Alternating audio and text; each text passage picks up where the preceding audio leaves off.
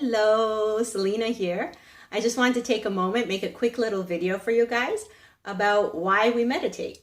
So I sent you that cartoon of Stanley who was disappointed when he found his true self, who was a corporate guy at the top of the mountains. And one of the reasons I find this cartoon so funny is because I think often we take on these different practices with the idea that once we get somewhere, we'll be somebody else. You know, we're looking to become someone else versus just finding the magic, the treasure that's already inside of us, the peace, the joy, the happiness that's already inside of us. So I have two short stories to share in the same idea. So the first one is a Zen Master who he said, before enlightenment, I chopped wood and carried water. After enlightenment, I chopped wood and carried water.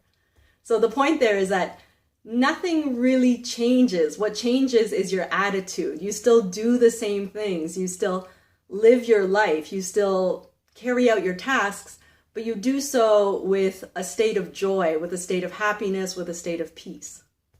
The second story is a monk, a student, a monk in training. He goes to his master and he goes, "Oh, I'm sitting in meditation. My back hurts. My legs hurt. It's horrible. It's so painful." And the master says to the student, "It'll pass."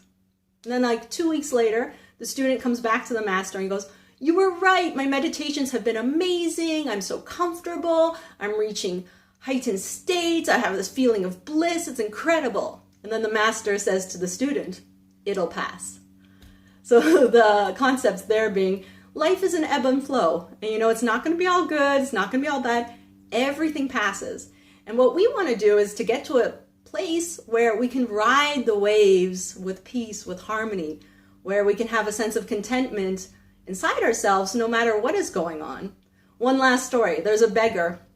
So he asks this man for money, and the man says, "I'm sorry, I don't have anything I can give you." But he goes, "Hey, what's on that box you're sitting on?" And the beggar goes, "This old box? I don't know. I've been sitting on it for as long as I can remember. It's probably empty." And the man goes, "Why don't you look inside it?" And the beggar's like, What's the point? There's nothing in there." And the man goes, "Just look inside the box." And so the beggar pries open the box, and it's full of treasure. It's full of gold. And he was sitting on it the whole time. So that illustrates how everything we need is already inside of us. It's already there. And my role as a teacher, and other teachers' roles, is just to kind of invite you to open up and look inside and see your treasure. So I hope that was inspiring. I look forward to seeing you, and I wish you the best in your meditation, whether you have a practice already or you're starting one. And wonderful. Thank you so much. Namaste.